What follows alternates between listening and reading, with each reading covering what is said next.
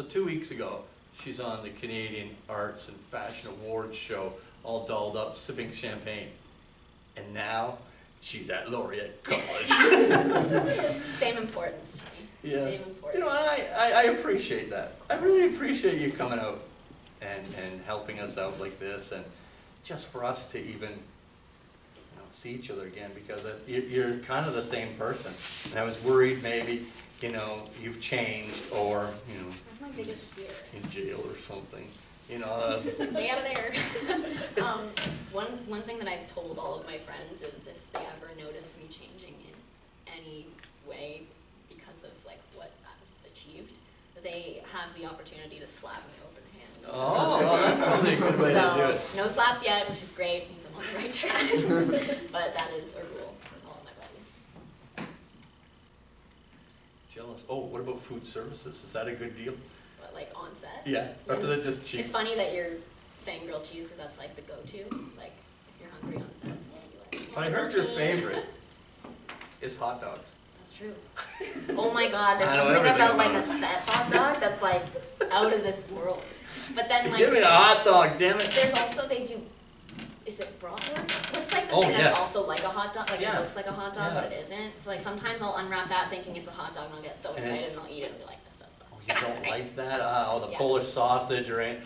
Love that at the vendor down Just on the has to street. be a really greasy hot dog. A hot dog, a Nothing plain old better. boiled weenie. Yeah. Yeah. Or like Wait. sometimes we'll do like if it's like really late and we're all like specifically feeling it, we'll order McDonald's. We'll do like a huge McDonald's order and everyone's like eating fries and it's just The funny thing about that is here at Laureate, you're far. We're right in the middle of the It was a woods. beautiful drive though. It's Like, great, isn't it? Especially in times are fall. changing. Yeah. So we're in the middle of nowhere, so there's students here who live here, they're bored here. And they get a little bored for entertainment or something, and although they do get food here, let's order McDonald's and watch TV. So they order McDonald's, and of course the driver's like, where the heck is this? And they deliver it to the back door, I think, somewhere. And the kid was telling me, freaking raccoon stole it. No! Raccoons were like, we don't have enough McDonald's here. This is a treat. And here you have deer, you have foxes, you have raccoons, you got snakes and elephants and everything. Bears. Oh my. Yes. Elephants can hide. Good at hiding. In this weather. Is it what? In this weather. Yes. They're also like, if they're like carrying, I don't know if, like if they're carrying a lens to the camera, they go, hot soup, hot soup. It's so weird. Is that There's where like it's so from? many little, yeah. Because it's like the restaurant thing. Because I've heard a student say that, Hot soup, and I'm hot going, soup. what is that? What's he talking? Hot soup coming through, Yeah, it's because like- so everybody kind of moves out of the way. Yeah. Because Weird. just like in a kitchen where you would say, behind, or because you're coming with sharp objects or a knife, or that reminds me of the bear. Oh my gosh, is that a great show? Great show. I need to get you on that. No, you cook. I don't. But I did work in a kitchen this year. You did? Yeah, so I something I learned last year about myself is that if I don't have structure in my life, I really go nuts. Like I'm not in a good place, so I try to keep as busy as possible. And one of the things I did this year to stay busy was I was a hostess at a restaurant. And so part of the hostessing gig is like I have to run food and I have to like clean tables and stuff. And so I was like in the kitchen and people would be like yelling and I'd be like, oh my God, I'm on a bear. Yes. And now like did you ever pull out, do you know who I am? I'm Maxine. no, but sometimes I would get recognized and people would be quite mean. But that wouldn't be a good way to get into a role. Mm-hmm.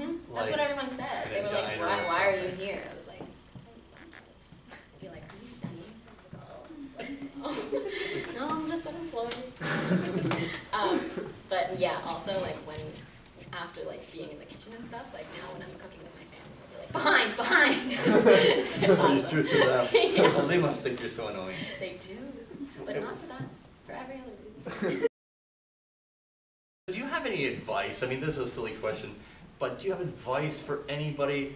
Do you think they should go the school route, or should they just audition? How do they do that? Do they need an agent?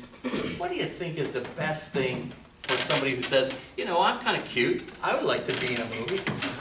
We're saying that this school, they were saying, that this school reminds them of The X-Men school. the X-Men school.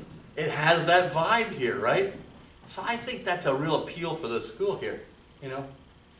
And besides coming here to take the arts, what else can All they the do? advice I That's all you need. I think there are a lot of mental challenges when it comes to this business, uncertainty being one of them. Like I just said this the other day, my 3 biggest fears right now are comparison, rejection, and travel. And I have to face all 3 of those pretty much every day with what I do. But I think that's good, because I think it's good to have a career that challenges you and makes you scared, but also makes you brave. There's also just, it's really competitive. And this is not to sound negative about it at all, because I love what I do, and everyone I know loves it as well. It's just very competitive, and you have to really believe in yourself and trust yourself and stick with it, even in the moments that you don't think you're getting anywhere, because then something comes across your desk and changes your life. So it's just, it's a lot of, you have to have stamina, I guess. Like you really have to do that. And then obviously getting an agent is a huge plus, but if I were starting from scratch, the number one thing I do is take coaching lessons, like I take classes, because that's something I still do today and something that always helps me, and those coaches know so much and have so many resources for you that they can really help you start your career. So that would be my main advice for anyone who doesn't know where to go yet, other than going to an art school, because that obviously is great. But yeah, those are my little tidbits of advice. Ah, yes. And a supportive family helps. Mm-hmm. And I see they're all here today. Yeah, I asked them last night, I was like, does anyone want to come to Burlington and watch me speak? And they were like, Saturday morning? we hear you enough. Yeah, exactly. And I was a big enough draw, obviously. Did you ever meet my parents? Did they do I've seen them. Yeah. And, seen them around. be at events and things. Yeah. Kind of gave one of these. Yeah, that sort of thing. Yeah. One more. Yeah. So, like you, like a female actress in this profession. So, what are like some typical challenges like that you face? For example, like bias or.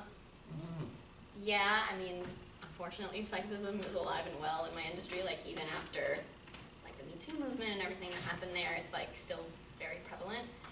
I'd say the biggest thing that I notice is just in the scripts, like male characters are just a lot more formed and a lot more fleshed out, and I auditioned for a lot of female characters that do nothing at all. I had a buddy recently be like, I'm writing a movie and I really want you to be in it, and I was like, super cool, like what's the character? And he's like, her name, Emma. And I was like, that's great, what does she do? He was like, what do you mean? I was like, The housewife. like what's her arc? Like where does she start, where does she end? And he's like, well, she's kind of like there. Oh, And I was like, okay, that's not great, but, and he's like, at what point she leaves? I was like, that's a very good question too, because they say the pay scale is much different too. yeah, So male I leads recognize that as well. right. Like there's a severe pay gap between. So that's an ongoing fight. Mhm. Yeah. Like I'm pretty sure the 2 leads on our show, both women, I think they are not the top paid on our show, which is kind of That is That's crazy. Yeah. Because they run the show. Mm-hmm. Are you friends with them? Yes. Yeah. Obviously. Do you ever invite her back to your house? Yeah. Which one's Ginny? Kid? Yeah. Kid's Ginny. Yeah. Do you ever say, hey, Ginny? Sometimes And I then, do. and then you go into character? And she gets so Say, mad. it's Maxine. Yeah. Coming she- over and go, no, That has happened. because now your character has changed. So she wouldn't even take your call.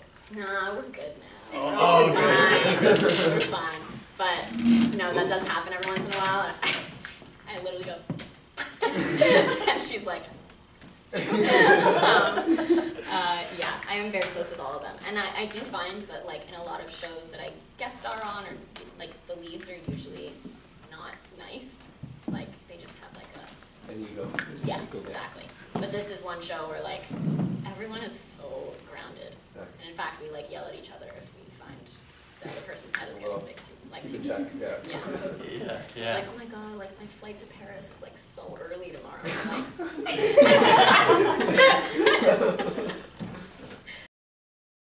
You guys had Yes. So I know we touched on it a little bit. Oh, my name is Sharice, by the way. Charisse. How do you handle rejection? Great question. Still figuring it out. To be honest, I, especially with auditions, I don't let myself care about it until I have a shot. So the job for me is the audition. Like, that's just part of what I do. I don't, some of my friends will like get an audition and be like, oh my god, this is mine. Like, I'm gonna book this. I never do that. I can't do that. I never look at something and be like, this could be me. Until afterwards, if I get a call back. Because then I know there's like a possibility and that they see me in that role, and then that makes me excited, and then when I get excited, it hurts to be rejected. But And you use that for your next crying scene. totally. The main thing with rejection and the main like kind of ideology I've adapted is that one door closes and another opens. So I remember there was a show on NBC, it was a comedy, and it had two of my favorite actors in it, and I was so close to booking it. I was 15 and I was so close. And they flew me to LA and I did screen tests and it was wild. And then they came out and they were like, yeah, it's not you. And I was like, great. And I cried for 3 days straight and I was devastated.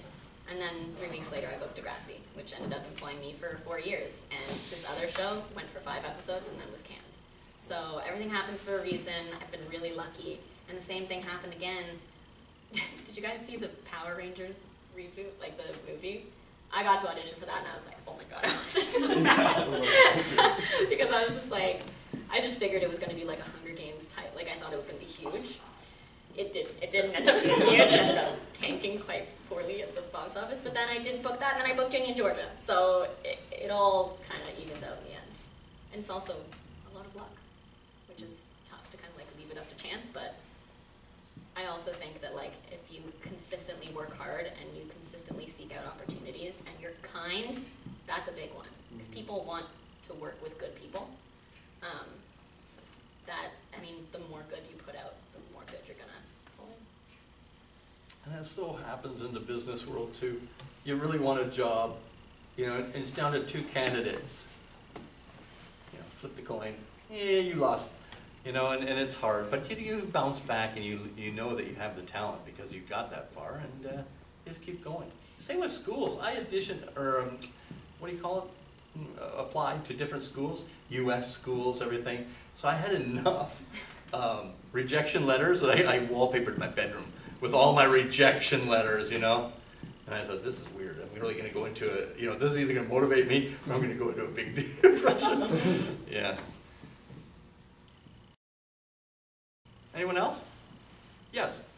Yeah, so my name is Brian. So you're pretty and you must have a lot of guys following you, or you should have a boyfriend. So how do you balance your work, your career, and your love life? That's a great question. I wanted to ask that so I could plan something. It is kind of tricky, just even like with friendships and stuff, because now when I meet people, like, I don't really know what their intentions are. Yeah. And I also remember, like, in high school, I had been, like, ousted from a couple of friend groups. It's fine. We're okay. We're okay. And then as soon as I was like, oh, I just booked Degrassi, they were like, oh my god, I can't believe my best friend's going to be on Degrassi. I was like, huh? Yes. What? Yes, So yes. it's kind of, like, become interesting seeing, you know, which friendships are real and which ones aren't. But at the end of the day, I know the people that I keep really close to me are there because they like me, and they actually forget what I do for a living. And then we'll be like at a movie and someone will come up and be like, are you? And they'll be like, oh. So that's fun. And same thing goes for relationships. I mean, I don't actually tell people what I do. I say I'm a screenwriter, and they're like, that's so cool. And I'm like, yeah, it actually is. And I don't really say it until I'm forced to, which is usually on date 4. And then they're like, why did you keep this from me? And I'm like, I had to test you. Yes, exactly. But yeah, I can imagine that gets in the way. Yeah. How do you have a relationship if you're going to be flying around and you're busy on set? You don't need a starstruck boy going, hey, call me back. You know. I haven't had the experience yet where like I've had to talk to someone and be like, hey, I have to kiss someone today. Like, I hope you're okay with that. I haven't had to do that yet, which I think will be an interesting conversation. It's acting. But I have some friends who like it messed up their relationships. Like, Yeah, they're jealous. yeah, they Wow. like these. She would have to call her boyfriend at lunch and be like, I don't love him, I love you, and the boyfriend would be like, I feel like you love him. He's so handsome. Drop the show. Yeah. So it's That's a an little interesting tricky. question. Yeah, so you gotta juggle it, and you have good family support too. I do. You a dad who says you can't date till you're 30. Yeah. And then I got my mom who's like, if you come home before midnight, you're a loser. Like, Oh yes. she's, I got a good balance with the both of them. Okay, that's great. Thank you. Anyone else? So we were kind of talking about like I'm Emily, by the way. Great. We were kind of talking about like physicality and acting and like being outdoors and like getting into it that way. But I know in Ginny and Jordy you do sign language a bit, and I know sign language is a pretty physical like language. So I was wondering like how like being in acting and like doing physical stuff would that kind of help integrate into that role, I guess. That was like probably one of the highlights of booking Ginny and Georgia is like I haven't had much experience with the deaf community, and I didn't know like kind of how deaf people made their way through the world. It's just not something I thought about. And Chris, who plays my dad on the show, is actually deaf in real life, and so like I've learned so much from him. And we have a translator, but like for the most part, the coach who teaches us ASL is also deaf, so we have to like communicate, find a way to communicate without words, which is I think phenomenal. I don't know if you've noticed, but I'm a very physical person, and like just I have a big physical aspect to like who I am. And I think that did help because of the people who had to learn ASL on set. They told me I picked it up the fastest, which felt really good. Yes. Yeah, and I And think ASL, sorry to interrupt, I had to look it up because I saw one of your articles about how, that really helped you communicate in different ways. American Sign Language. American Sign Language. I was doing an Maybe I was the only one who didn't know what that meant. I was doing an interview with the guy who plays my brother, and he was like, yeah, ALS, it's so fascinating. I was like, you're such an idiot. And then he paused and went, ASL. ASL. I was like, yeah, we'll cut it. Yes, the way it really makes a difference. But I will say, like, with the ASL, what was cool is, like, the ASL would then inform the line, and the line would inform the ASL. So, like, if I was forgetting the line, my body would remember it because it was muscle memory. Because obviously I would, like, rehearse it like crazy to make it fluid. So that was kind of cool, too. Just, like, they informed each other and kind of helped out, which is really cool. Can you do it now? Yeah. Like, I know the whole alphabet, so, like, sometimes I'll speak to people across the room. That's great. it's nice code, too, if you're Yeah. in school and you don't want anybody to...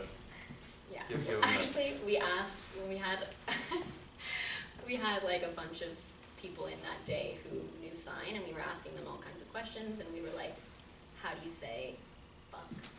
This interview's over. Sorry. And then they told us, but apparently she thought we said fun, so we were going around being like, "Fun you." Like, all day. And then she was like, "This makes no sense." And we figured it out at the end of the day. Oh, funny. It was good times. I watch the Amazing Race, and in the Amazing Race there's a team of father and son, and the father is deaf, and so he's always signing. And to watch them go through all these challenges and get through all the different countries in the airport, just using sign language with his dad, it's amazing. Yeah. And it's a whole different bond they have too. Yeah, very good. Do you watch Canadian American Race? Or no, Canadian Race? I have. We're good. We're good. We're forget that. Go to the English credit. No, Amazing I Race have. Canada. but the first one was weird because it's just in Canada. And I said, Yeah, it's pretty lame. ugly. It's like they went and filmed it in winter. I was like, why would you do that? You're showing how bad our country is. And here we are in Sudbury. Sudbury, and Yeah. the rest of them going to Thailand and Mexico, everywhere. Yeah. So did you take music lessons too? This Who's is your actually music? You have a piano in the house. yeah. So I took piano lessons before I could even figure out what a piano lesson was, basically, because my parents put me into it, and then I quit when I was like 8. So I knew the basics, but I didn't really care for it. And then when I was 13, I saw my friend Seth play fantastically, and I was like, I gotta get back to this. And so I taught myself the rest. And I'm so glad that I had that base, because then I knew all the chords and I could like figure things out and I could Google things and like it all made sense. But like now it's my absolute favorite thing to do, and I'll like play 2 hours a day just for fun. So, and also like even with arts and everything, like as a kid, like I was brought to the like Toronto Symphony Orchestra, and I was like, God, get me out of here! Like this is so boring. But now I like find that I'm like buying tickets to go to the orchestra because I appreciate it so much more and I like understand the art of it. Same with like galleries and stuff. Like I'm so happy that I have an education in the arts, because it's just, I can't like stress its importance. It's just like fundamentally changed me as a human being. And I will say also, like in terms of applying to schools later on, like maybe you're gonna go into like math or something like that, but like when you have a resume and you have all this cool like academic stuff, and then you throw in that you can like play trombone, people are like, huh, what an edge. And it like really helps out. So but to answer your question, yes, I do play piano, and I also play 6 other instruments. 6 other instruments. Yeah. So I'm guessing kazoo. I wish. It's on the list. No, I play piano, guitar, cello, trumpet, French horn, and harmonica. Yeah. Guess what? What? Here's something you probably didn't know about me. Played cello in a high school orchestra. No way! Yeah. I love that. You know, because kids, we do weird things when we're kids. And as a kid, I was always a little heavy, right? And I said, which instrument would hide my body the most? If I put the violin, I get a double chin. So I said, give me that cello, and I can hide, right? So we were in the Kiwanis festival playing a contest, you know, for all the schools gathered together. And you have this thing called a cello cookie. And it's this round thing that sticks in the ground so you can put the peg in and it doesn't slip on the floor. I forgot mine. Oh no. So the whole time I'm like, and I'm playing like this, and here comes a rest, pull it back up, and oh my gosh, I blew it. We went from gold to silver. At least we got in there, right? And then I got, yeah, you didn't bring it. What's wrong with you? You know, one of those things. I broke a cello once. How do you break a cello? This is like a really funny story from like middle school. So like, you know how like when you're not playing your cello, you put it on the ground, but, like Sideways, face up. yeah. Yeah. So I had that, and then like I was talking to my friend, and someone made me laugh, and I went, and then I fell off the chair, and the chair like snapped the cello neck in half. And I was at school, so this was not my cello. This was school property. I was like, oh my god, I'm going to prison. I was like ready to lose my mind. So then your acting kicked in, and you went, what kind of cheap junk is this they gave us? I was like, please, like, don't expel me. My principal was really cool, and he was like, I've just pulled you into my office because Miss Schott is pissed, and she thinks I'm reprimanding you, but do you want to see pictures of my dog? I was like, I would love that, Mr. Byrne. That's the kind of admin we need. Yeah, he was sick. He was Yeah. awesome.